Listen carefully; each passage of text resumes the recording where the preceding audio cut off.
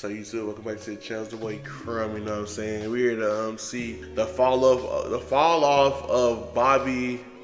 What's her last name? Altof. I never knew her last name. I'm not gonna call her weird, but she was like the Hawk Tour girl before the Hawk Tour girl. I don't know how she got clout, bro. I don't know her first podcast with who. Who was her first celeb? How did she even get that nigga on? She had Drake in her bed or in his bed. I heard about her fiance calling off the engagement, or if she was married, he divorced or some shit like that. Let's tune in. So it has been quite a long time since we last checked in on Bobbi Altof. Around a year and a half ago, I actually declared her the biggest industry plant I had ever witnessed hit the podcast scene. Hi guys, welcome to the Really Good Podcast with your host Bobbi Altof. Basically, this woman came out of nowhere and had some huge guests like Drake, Cuban, and other celebrities on her show that she dubbed the Really Good Podcast. I think my mom that was a funny one, lawyer, which always kind of like rubbed me the wrong way. Within a week of the Drake interview, Bobbi was being represented by one of the top talent agencies and getting mainstream publicity. For this reason, people began to call her an industry plant because the only content that she had made online before this was essentially a spoof of mommy blogger TikTok content, where she did garner millions of followers, mainly moms all around the country who liked her sarcastic brand of humor. There is nothing more embarrassing than walking around with one of these. Everyone knows how it got there. They know what you did. She claims that she parlayed this TikTok career into another. Why was her shit lopsided? I'm not gonna go back, but why was her shit lopsided? The career in That's kind of podcasting crazy. After she offered that's not really her real. Okay. if they could get a celebrity to come onto her podcast. She had Shaq on There's that like a shit? finder's fee, right? You said if you can get a celebrity, I will pay you $300. Yeah. She says that this offer led to the episode with Funny Marco, which would in turn lead to her being in bed with Funny Drake. Marco. You can picture her to be like the slightly more successful Hawk Tua girl. To me, their careers actually draw a lot of parallels to each other, but one had to tell the world her methods for sucking dudes off before she got thrown into the belly of the industry matrix. You know, they both had that type of lightning in a bottle rise to fame that left onlookers saying, damn, this world is getting really f***ed up. But to be fair to Bobbi, she does seem a lot more intelligent than Hawk Tua. Yes. Hot two. Say it aggressive, like Hot really.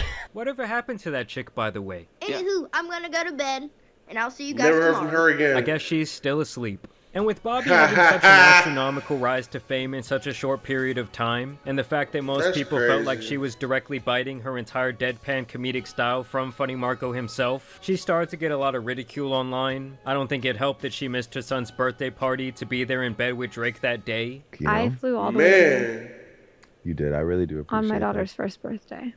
I wasn't going to bring that up. Mm-hmm. You missed your daughter's first birthday for To be here. Dark. Regret that you'll never be able to undo. Yeah. Horrible parenting. Something I'm people glad thought Drake was a joke said at that. Oh first, my as it was her God. brand to be dry and sarcastic, but now it's been revealed that she was being totally serious. The other thing was, when she was doing these interviews, she would constantly be making passes at these men, asking them if they would sleep with her, or if she was their type. Am I your type? Real shit? I don't remember that. I'd do it. Wait, isn't she married though? Or isn't she like hooked up? Not hooked up, cuffed up? That's crazy. Would you date someone that looks like me? Something that is not only strange to do as an interviewer, but also it got even more wild when people found out that she was still married. Strangely enough, the dude would actually file for divorce the very same month the Drake podcast came out, which led to quite a bit of speculation online. I'd do it. One thing I will say is that she was way ahead of her time when it came to the Drake mistreatment, deleting their interview right after it started going viral, and hating at his concert.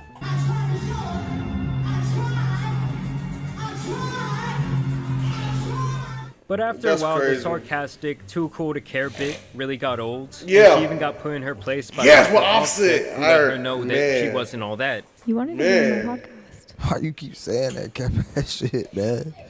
I honestly didn't even want to do this shit. I don't fucking do interviews. You heard, you already told me you looked me up. I'm walking out on bullshit. I'm fucking with you because they're making me.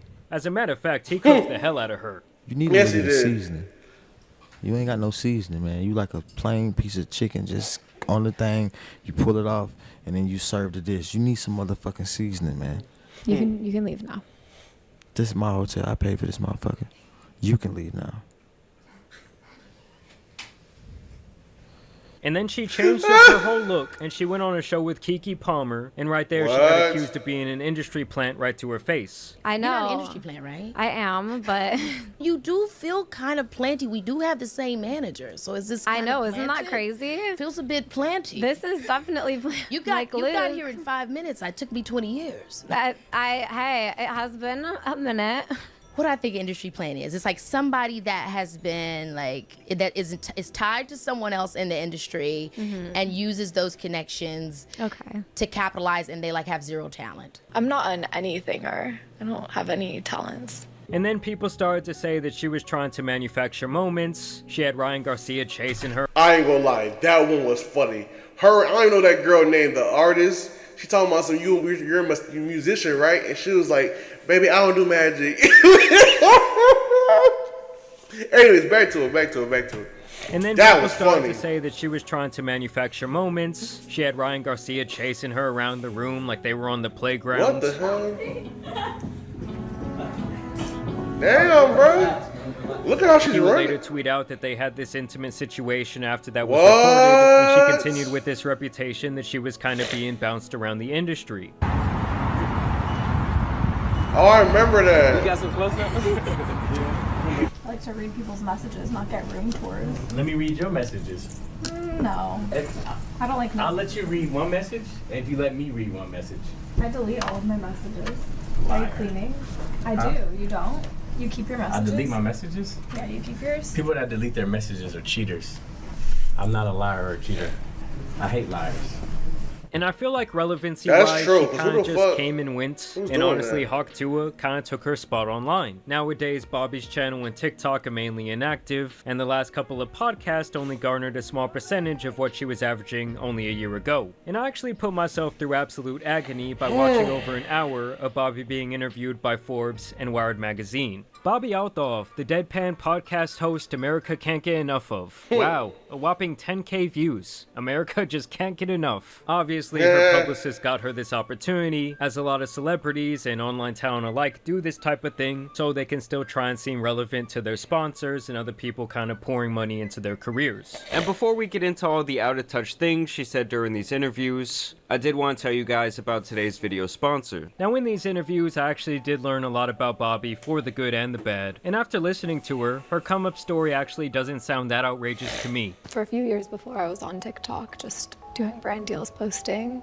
But she is honestly just not very likable. Coming up, she claims that she was posting 5 to 10 TikToks per day for years, where she routinely raked in millions of views, followers, and hundreds of thousands of dollars per year. But my goal for the first year of once I started Grinding, though. I using respect your getting grind. followers was that every single day I had to have one video that I posted that got 1 million views. So I would keep trying and trying and trying. Now, using the Wayback Machine, I can see that her numbers do pretty much align with her story, but I do still think that after the Drake podcast, they really tried to make her this big thing, and it just kind of burnt out and then fell flat on its face for the same reason that industry plants in the music sector never stay hot, because the fans they garner are so incredibly generic and fickle that they would just move on to the next trend like nothing. And one thing I did find very interesting in these interviews was the insistence that she has always been driven by wanting to be famous. I've always wanted to act or have some type of leg in Hollywood, kind of. So I felt,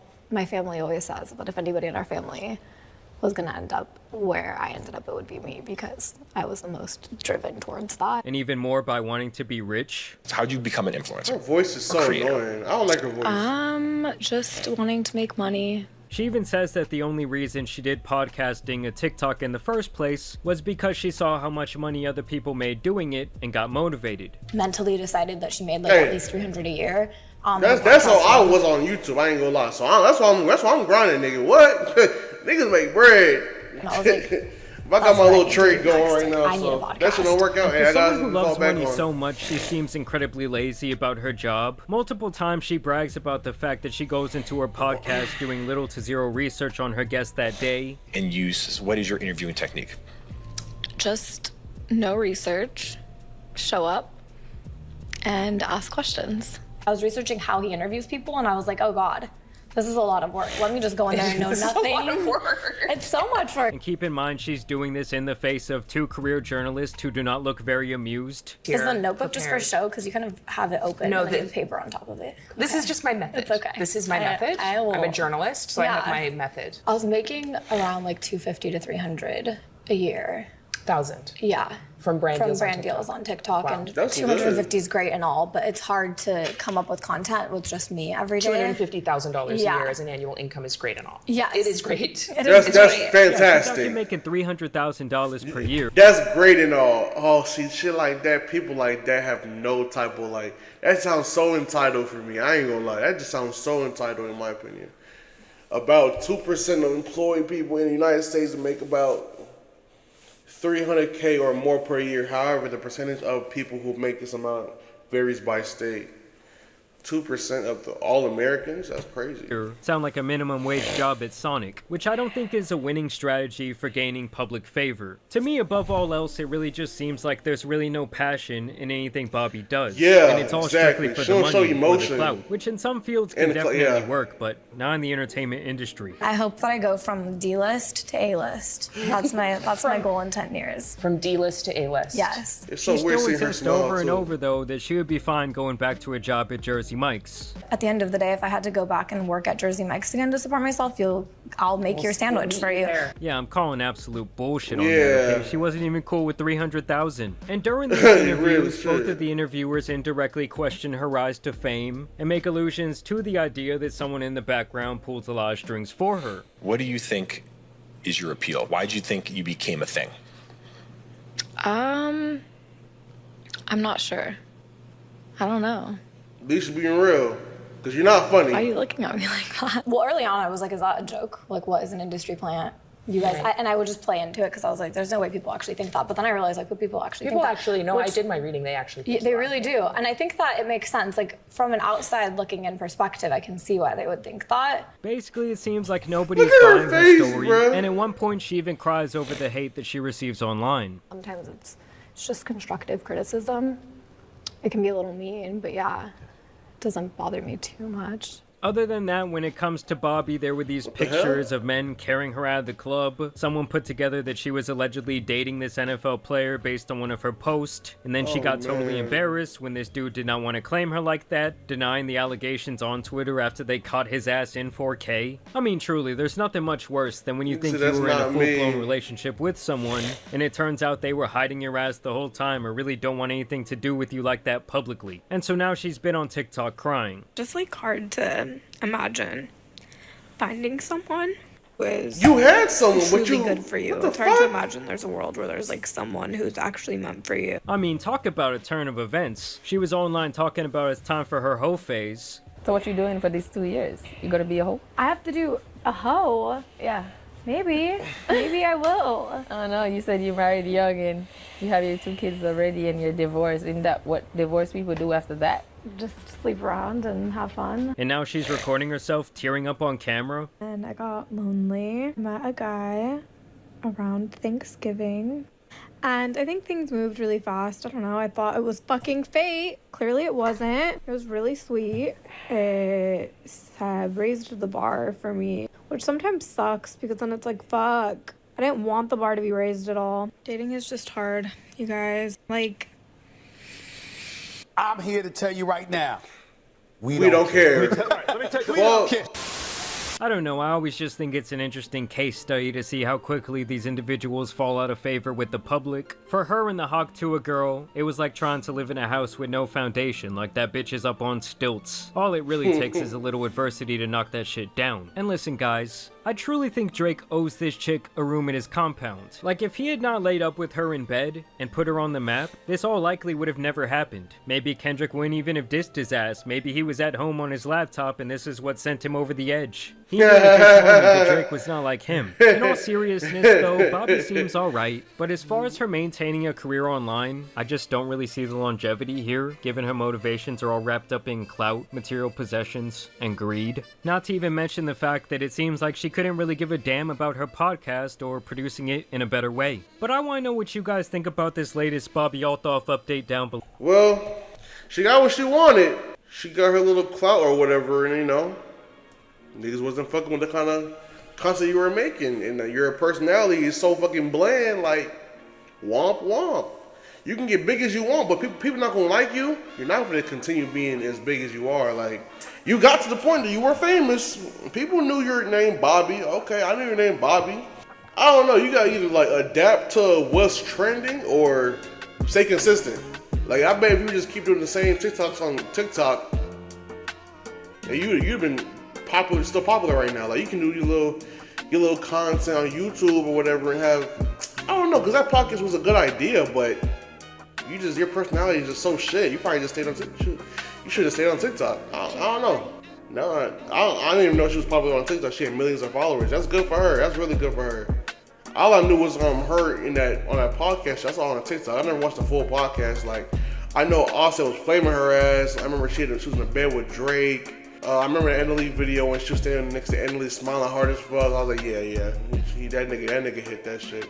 Either way, bro, she's corny. I'm glad her platform is falling apart. Her and Hawk Tua, but only thing with Hawk Tua, she got a bag then dip. That's tough. I follow the gaming channel on all social media platforms. It's Crow No TV. You know what I'm saying? Tune in next time. Peace.